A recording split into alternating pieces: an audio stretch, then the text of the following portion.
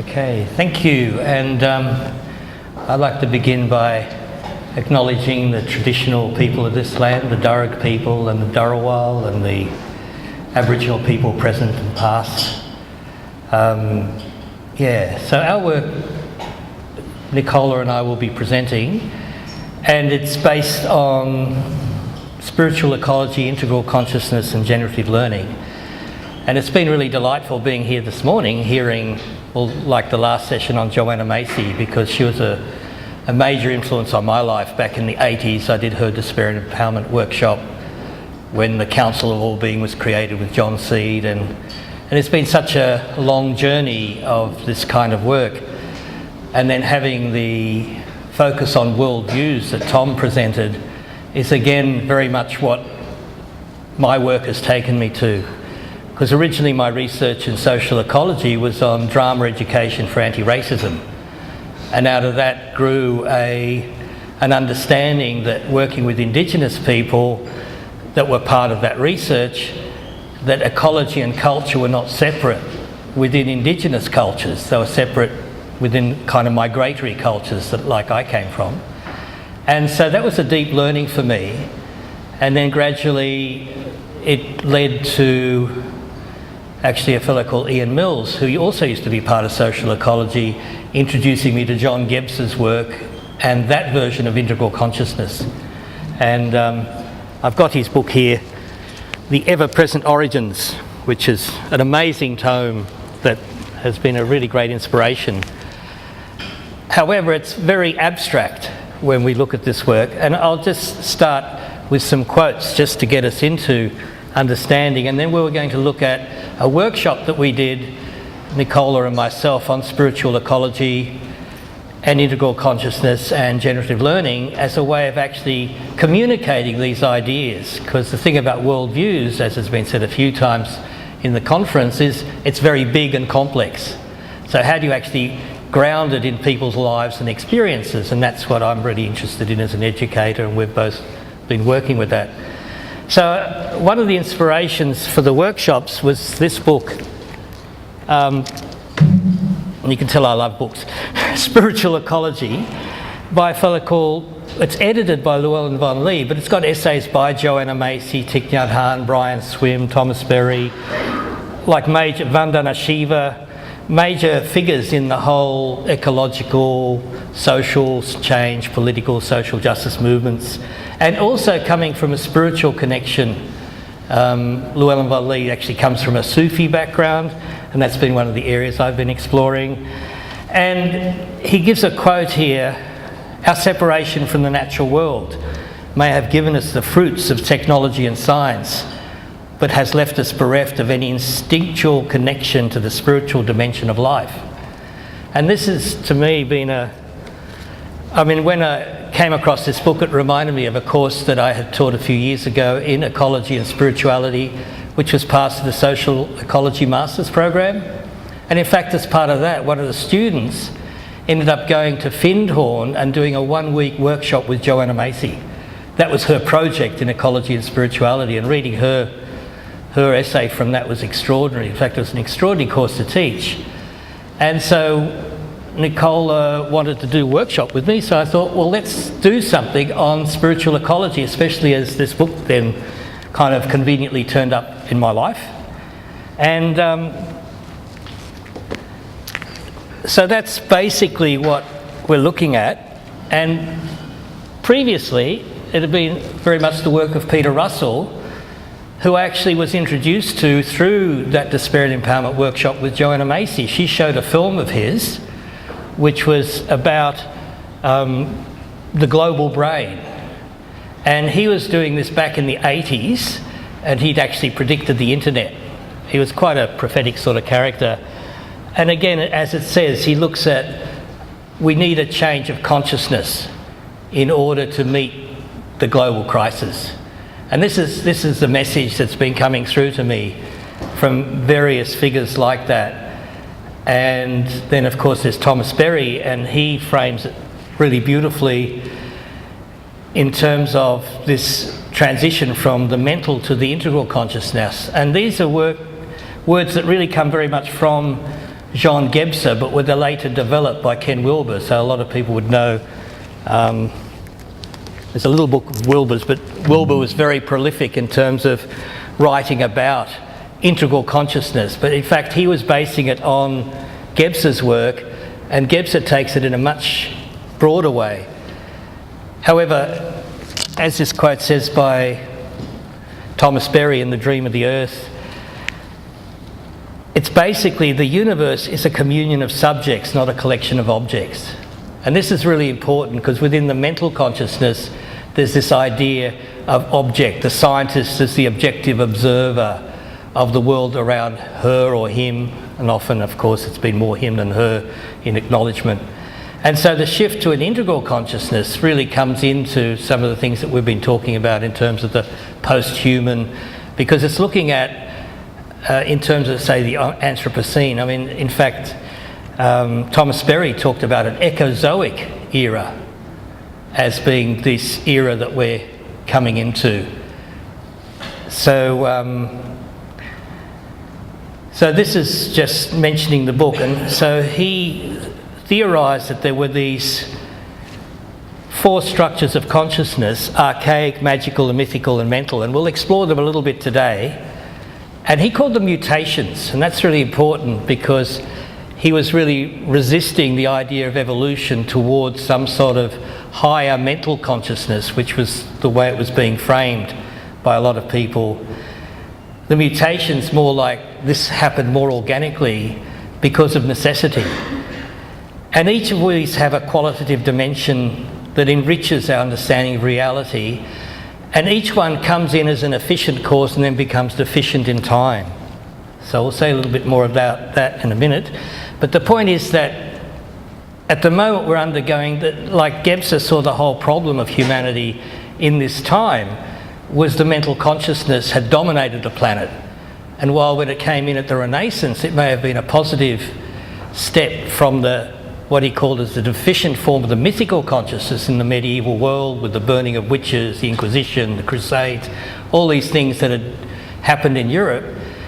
With the Renaissance, the mental consciousness came in as an efficient cause, but clearly by the Industrial Revolution, you know, the whole sending kids down the mines, all sorts of terrible pollution, all these problems that were associated with industry, and then led to the wars that we talked about earlier of the 20th century, clearly made the mental consciousness deficient, and he was very stuck as to what to do.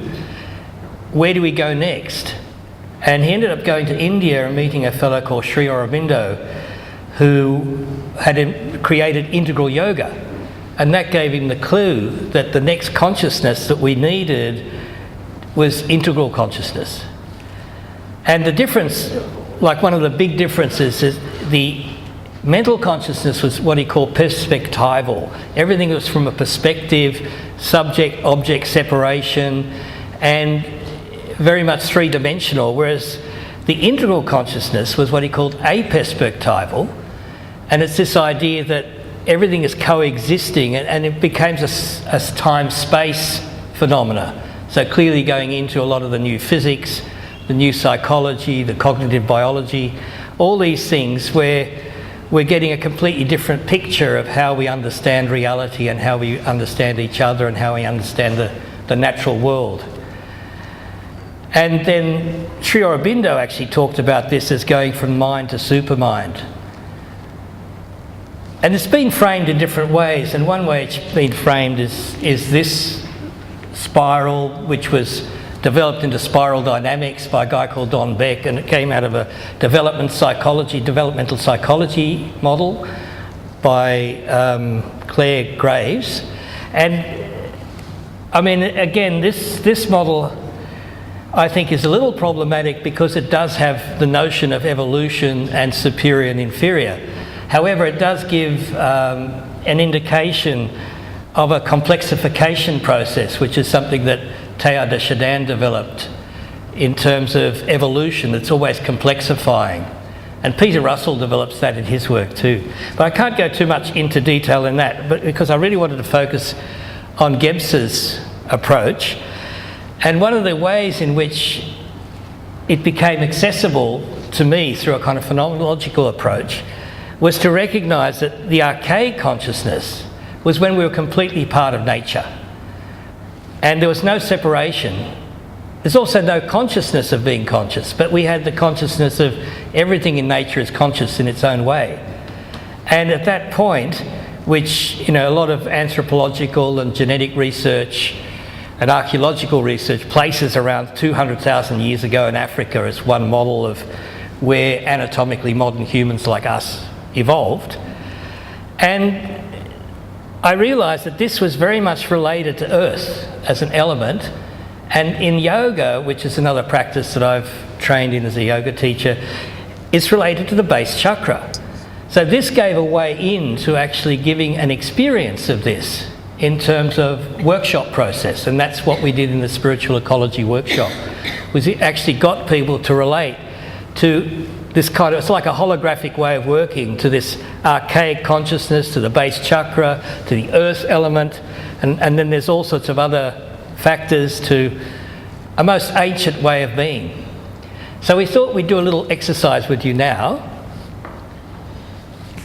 On the table, we'll put some cards. So those cards, just to try and grab a few of them each. And we wanted to just give you a bit of an experience of, thank you, of what it's like to just intuitively try and connect to the archaic consciousness. Ben described it in a few ways. So it's this, you know, this consciousness that's not conscious of itself. It's connected. So with those cards, I wonder if you could go through them and just intuitively choose one that relates to your sense of being connected when you're not having a great day, you know, when you're not at your best self, and one that relates to feeling in your sense, your ground of being, your connectedness on a day when you feel in flow and spontaneity, ease, peacefulness.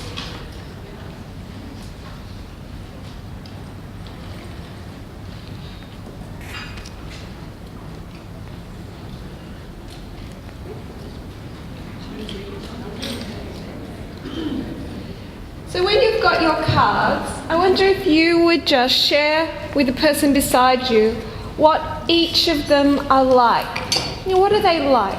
What are the qualities of them? How would you describe the differences?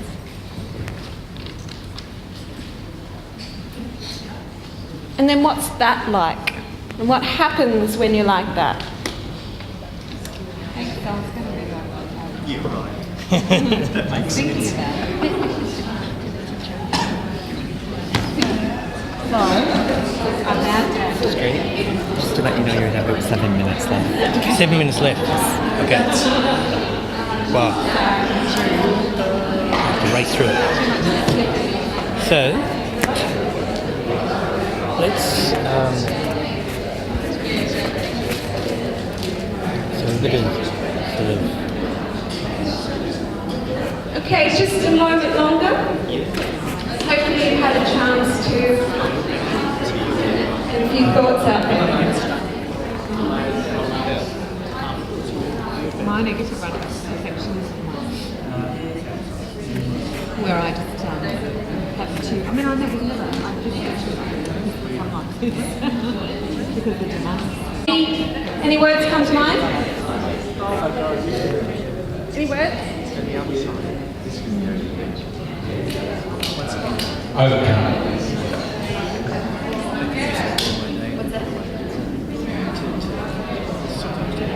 Oh, great day. Shut down. Shut down. Cluttered.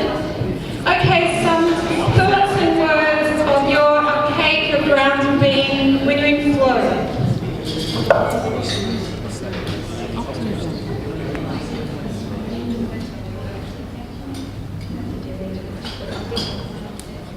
Divided. Any other thoughts? Carol? You get a crash. Lack of delusion. Any other thoughts? When you're in flow, what's your ground of being? present. So this one gets out here. Rainbow. Okay.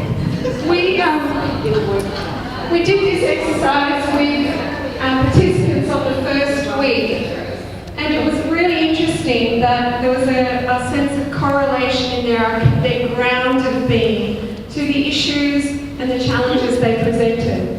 We did a personal and collective inquiry, and it was very interesting. Their expression of their personal challenges was very resonant and reflective of their relationship to the collective challenge in our environment as they saw it. But what came up for me is a further inquiry into attachment theory, attachment styles relating to that initial presentation of their relationship to the archaic being. We had one client who described it as walking on shale up a mountain, and the footfall just was dangerous and difficult. And by the end of our workshop, she had started to relate back to that particular archaic consciousness when she was in flow and ease, and she really described a complete transformation in her relationship to a very difficult work environment, where she started to just have that place in the eye of the storm that could rest into this consciousness and start to look better at what was going on around her in a sense of curiosity rather than trauma. So here's an image that we were using, just an image to, along with all your images, where that's a shot in the Amazon rainforest when I went to visit a group of people called the Achua who are living there. And it's very much that sense of amazing natural energy which relates to the base chakra. And obviously in this process we can only go very quickly, but I just wanted to go through just very quickly the different ways in which we entered that, because then we had each week we did one of these structures of consciousness, chakras, elements. So the second week we did magical. It was a 6-week course, and that was to do with the sacral or sexual chakra, water element. It was looking at what happened when some anthropologists say our ancestors left Africa, had to develop language in a different way, had to name the world in a different way. And for this, this was a map of, obviously emu dreaming, Aboriginal ways of understanding. The second chakra is also related to the element of water. And each one of these was just a way of getting people into a kind of meditation, through experience, through drama, through story. And then the third chakra is about the navel, which is about the element of fire. There's a temple of Shiva who's related to fire. And now the fourth chakra is the element of air, which according to Jung is related to the mental consciousness, the intellect. And it's very interesting that most people think of the intellect as being to do with the head, but in reality, in this alchemical form of understanding and in yoga theory, it's actually to do with the heart. And this is the heart chakra, the anahata. And then using the work of Erwin Laszlo as one example, the integral consciousness comes into what we saw as the throat chakra. Here's the element of ether, and this is, coming into what some people saw as the Mayan transition of 2012. So maybe if you could read that story. Do you want to read the story, or? We'll just tell you about it because we don't really have time. So we actually got a collective story out of this, and it was very much a story about kindness. Is there anything else you want to say about the story? Well, yes, it was about the transmission of kindness. It was people's idea of getting themselves out of the way, that there was a greater force coming through that could, that was part of the archaic, that connected to the magic elements that they had identified, the sexual, death, life, birth, all the creation capacities that are in their personal existence and in the collective existence. So, allowing those clearer channels to come through, engage with those magical elements, clear their myths, and clear their myths, and their minds. So I'd just like to end with a one half a minute activity. If you place your hands together and close your eyes and notice how that feels.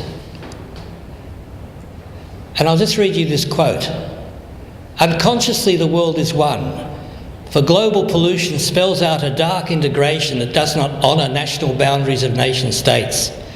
Thus we see that industrial nation states in their fullest development have contributed to their own end. Collectivisation then must mean that the future is some sort of collective consciousness in which the completely individuated and conscious ego becomes surrounded by the permeable membrane of an ecology of mind and not by the wall of civilization. And maybe you can feel that in your hands. Every one of those cells in your body is a membrane, a permeable membrane, and this is a living system that we are. So I'd like to leave you with that thought. Thank you. And if you just put your cards back in the centre of the table, that would be wonderful.